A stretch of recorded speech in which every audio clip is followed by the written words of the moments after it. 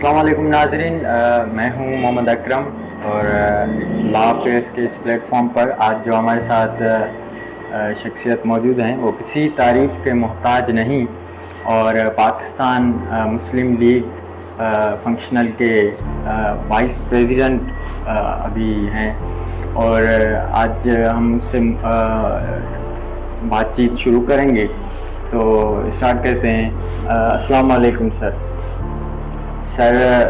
हमारे इस प्रोग्राम का कुछ थीम ऐसा है कि हम आपके बैकग्राउंड से स्टार्ट करेंगे, तो प्लीज़ आप अपनी एजुकेशन के बारे में कुछ बताएं। बिस्मिल्लाहिर्रहमानिर्रहीम। सबसे पहले तो मैं आप लोगों का, आपकी टीम का बेहद मशकूर हूँ, शुक्रगुज़ार हूँ जिन्होंने अपना कीमती टाइम निकाल के और मुझ जैसे नाचीज़ के लिए आप तशरीफ़ फरमाते आए हैं, तो मैं इसलिए आप सबका शुक्रगुज़ार हूँ। सही बैकग्राउंड बेसिकली हमारा देखा जाए तो बहुत एक पुअर फैमिली से हमारा बैकग्राउंड था। हमारे वालिद साहब से लेके और जो भी मतलब हमारी फैमिली के हैं उनसे लेके हमारी बहुत गरीब फैमिली थी। वालिद साहब एक किसान थे, तो उनकी मेहनतों से अल्हम्दुलिल्लाह 65 के बाद जहाँ पे किसान या जो हारी वगैरह थे तो अपनी मेहनत वगैरह करके तो ज़मीनें आस्ते आस्ते रेंट पे लेना शुरू की, फिर उनको परचेज़ करना शुरू की। तो उसके बाद जैसे मेरे बड़े भाई फ़कीर मोहम्मद यादव मंगरियो साहब जो अभी जहान से राहत फरमा गए, तो उन्होंने जैसे यूनिवर्सिटी पास आउट की तो वो अपने बिज़नेस में शुरू हुए। मतलब जैसे बाराड़ी में होते हैं तकरीबन पेस्टिसाइड या पेडी वगैरह जिसको कहा जाता है, उसका बिज़नेस शुरू किया। तो तकरीबन फिर ये बिज़नेस 86 तक कंटिन्यू किया, 87 तक। फिर वहाँ के टाउन कमेटी के चेयरमैन मुंतखब हुए। उसके बाद 90s की इलेक्शन आई, उसमें मोहतरम मुनव्वर तालपुर साहब के सामने उन्होंने कंटेस्ट किया, तो तकरीबन 75 वोटों पे उन्होंने वो हार गए थे। जाम सादिक अली जा साहब की गवर्नमेंट आ गई थी, उसमें एडवाइज़र बन गए थे। तो इससे आहिस्ते आहिस्ते वो ग्रो करते गए। तो उसके बाद हमें भी यूनिवर्सिटियों तक और वहाँ से मैंने MA किया है सिंध यूनिवर्सिटी जामशोरों से इकोनॉमिक्स में, और फिर मुझे भी शौक़ हुआ बिज़नेस का, तो बिज़नेस फील्ड में मैं आ गया। तो अल्हम्दुलिल्लाह तो जो भी सिलसिला था, अभी वो ज़्यादा भाई के जाने के बाद तो फैमिली की तरफ से और सियासी तौर पे मुझे घर का बड़ा मुंतखब किया गया। तो अब उनके वालिद साहब की दुआओं से और भाइयों की दुआओं से, मेरी पूरी फैमिली की दुआओं से, अब मुझे पीर साहब पागारों की दुआओं से मुझे सिंध का सूबाई नायब सदर फंक्शनल मुस्लिम लीग का मुंतखब किया गया है। आगे अल्लाह के हवाले हैं, इंशाअल्लाह ताला जो भी होगा तो अल्लाह की सुपर्द है हर चीज़। सर आप लॉ में भी जो है सो इन्वॉल्व हैं, तो सर लॉ मेकिंग और इम्प्लीमेंटेशन में पॉलिटिशियंस का कितना रोल है? देखिए, मेन चीज़ है ही politicians are the pillar of nation. So ये अभी अगर ये पॉलिटिशियन ना होते तो फिर आवाम या जो भी है तो ये अंधेरा है, क्योंकि असेंबली में जो भी कानून पास करवाया जाता है तो वो पॉलिटिशियन से ही करवाया जाता है, वो ही करवाते हैं। तो वो ये सिलसिला जो है आगे चलता रहता है, जिससे आवाम को रिलीफ मिलता है, जिससे आवाम को जो भी मसाइल होते हैं उनमें मतलब ये बहुत बड़ा किरदार जो भी है वो आवाम सियासतदानों का है, बशर्ते कि वो एक नेक नीयत से पॉलिटिशियन वाकई जो खिदमत वाली पॉलिटिक्स है वो करते हैं, तो वरना तो फिर तो। सर अक्सर हमने देखा है कि जो पॉलिटिशियंस होते हैं वो अक्सर कसूरवार ठहराते हैं अपने अपोजिशन पार्टीज़ को, और इसके बजाय कि वो काम करें। तो सर इससे आपका क्या जो पॉलिटिशियंस होते हैं वो अपोजिशन को अपना कसूरवार ठहराने में ही मुल्क की भलाई समझते हैं? देखिए, ऐसा नहीं होता है। वैसे कसूरवार ठहराना भी चाहिए। कसूरवार ठहराने से और आवाम की फलाह बहबूद के लिए जिस तरह से ये मतलब एक दूसरे के ऊपर इल्ज़ामात लगाए जाते हैं, तो इनसे आवाम की भलाई भी होती है और कहीं पे नुकसानात भी होते हैं। तो अभी गवर्नमेंट जो भी आती है तो वो अपने हिसाब से देखती है और अपनी बजट के हिसाब से देखती है कि भाई हम अपना काम सही कर रहे हैं। अब मैं चाहता हूँ कि फिल फोर मेरा काम हो जाए, ये होना चाहिए, वो होना चाहिए। जाहिर सी बात है आगे जो भी इस तरह से बजट्स होती हैं या इस तरह से गवर्नमेंट के लिए भी आसानियाँ होती है तो फिर तो वो करते हैं।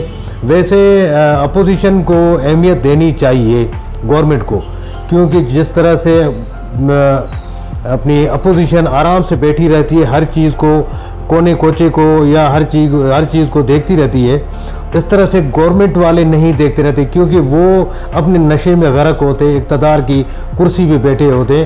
फिर उनको अवाम का कोई पता नहीं होता है कि मैं क्या कर रहा हूँ, मैं ये चीज़ जो आटा ले रहा हूँ कितने किलो का ले रहा हूँ, चीनी ले रहा हूँ तो कितने की ले रहा हूँ, क्योंकि मैं इक़्तिदार की कुर्सी पे हूँ ना, तो मुझे असेंबली से मैं MPA हूँ, MNA हूँ, मुझे तो हर महीने के 4 लाख रुपए 5 लाख रुपए अकाउंट में आ जाते हैं।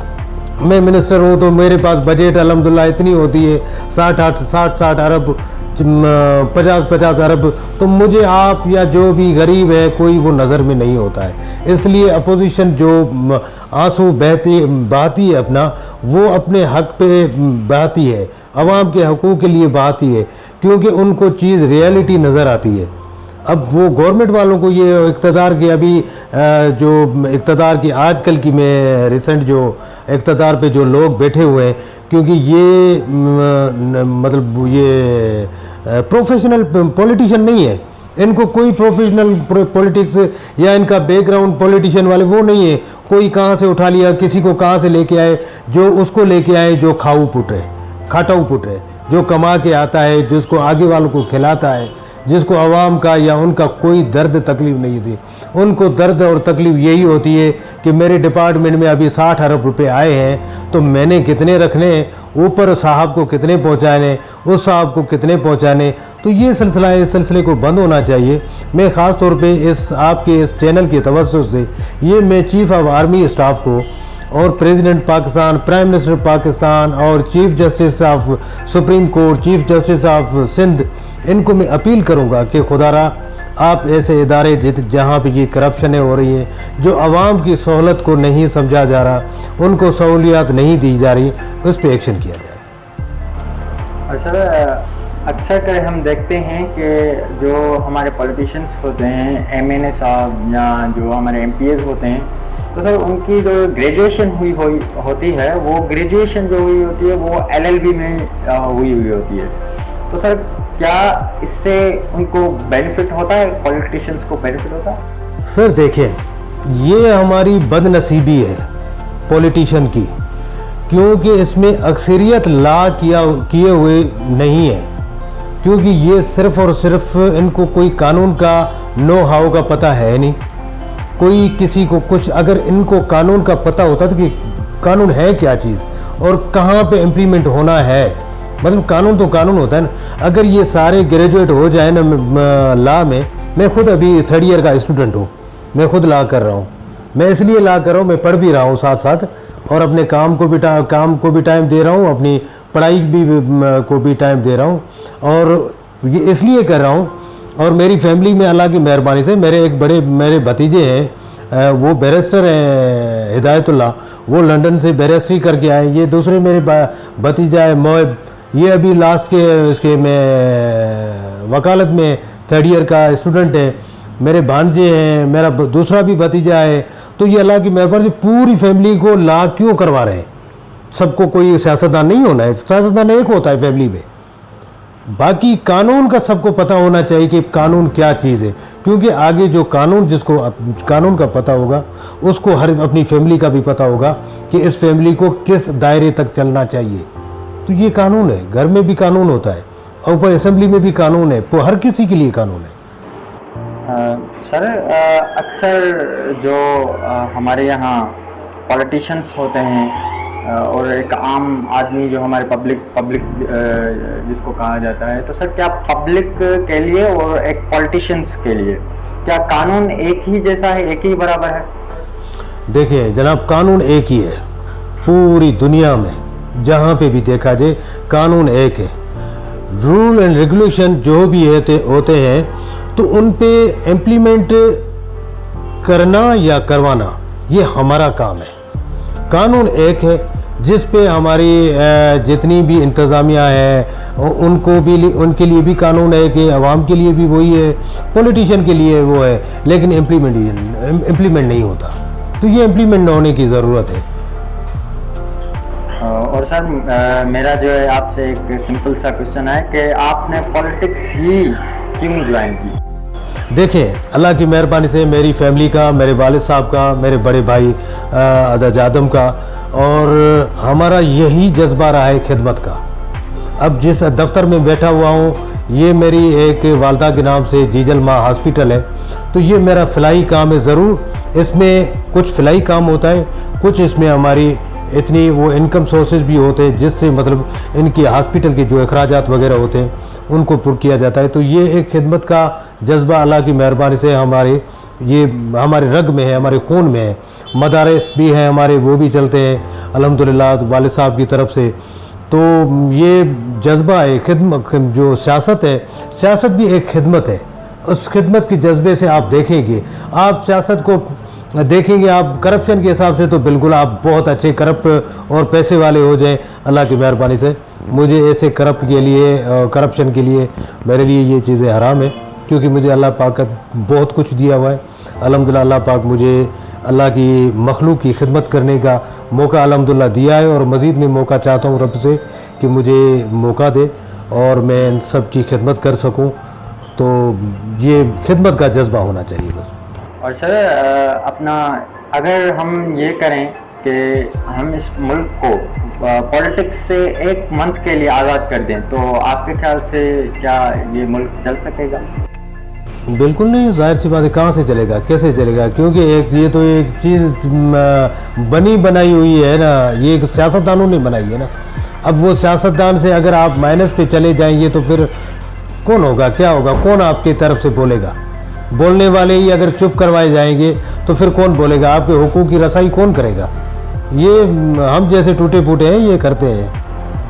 Thank you so much sir, आपने जो हमको टाइम दिया, आपने हमारे लिए टाइम निकाला, हमारे इस ऑर्गेनाइजेशन के लिए टाइम निकाला।